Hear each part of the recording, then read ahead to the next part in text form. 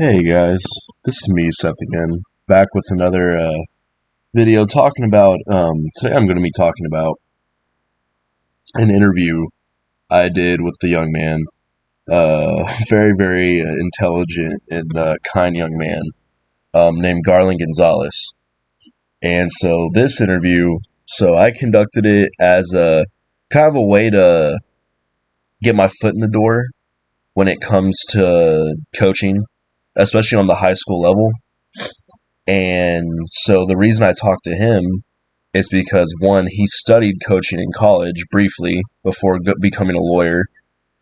Uh, and besides that, he was not only a state champion in football, he was a state champion and is a still a current record holder in powerlifting in the state of Texas. Even though he graduated from high school almost 13 years ago, he still holds the bench press record in his weight class. And so a couple of the questions that I went over, I'll talk about a couple of the questions that I asked him and what his responses were. So the first question that I asked him is, what was his best advice for high school football players and athletes in general that just want to get better and stronger?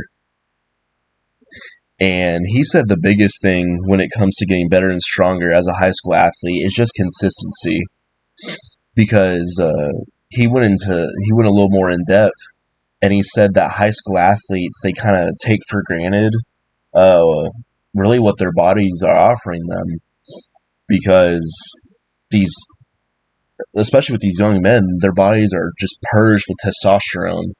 It's basically anabolic steroids, but naturally. There's so much testosterone coursing through their bodies that they can build a lot of muscle very quickly if they really got down to it and ate well. And so he talked a lot about that, how if they dialed in their diet really well, that it's actually pretty easy for high school athletes to get pretty big and strong. And the next question I asked him is, what did his football practice consist of back then? And so he said back then, back in the late 2000s and early 2010s, the football practice, he said the difference that he saw between then and now is that there was a lot more physicality to it. He said specifically for the coach that they had then that they ran a lot more Oklahoma drills, so they did a lot more drills where they were actually like full on hitting each other in full pads. Whereas nowadays, I know at this, so I went to the same school that he went to. I know nowadays the coaches, they kind of don't really, they don't really look forward to messing with the Oklahoma drill because the athletes are kind of afraid. But he said back then the coaches pushed the athletes as hard as they could. The next question I asked him is, how did your coaches treat y'all at practice as y'all got closer and closer to the state championship games? And he said that the coaches treated them about the same as the season went on, that the practices stayed similar, and that the coaches treated them similarly, but as the practices went further on, as they went further on in the playoffs, is that there was a tone of like seriousness that kind of, what's the word, that kind of just fell over the practice. Like, when they first started out in the season, there'd be a lot of laughing and goofing off, but as the season went on, it was just all that laughing and goofing off disappeared because it became a reality that they were on the cusp of doing something huge. And in that case, for him, it was a three-peat for the state champions in their division.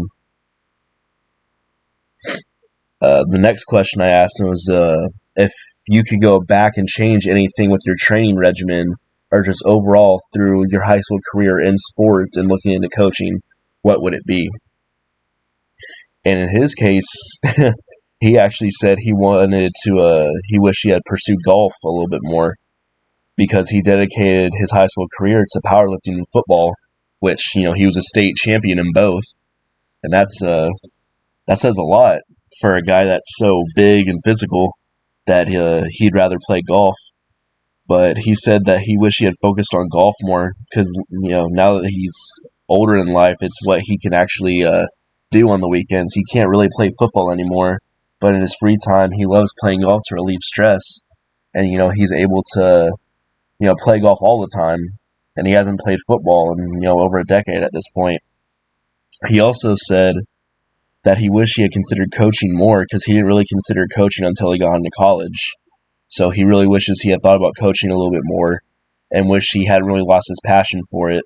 Because like I said earlier, he had started studying coaching in college, but chose to become a lawyer instead.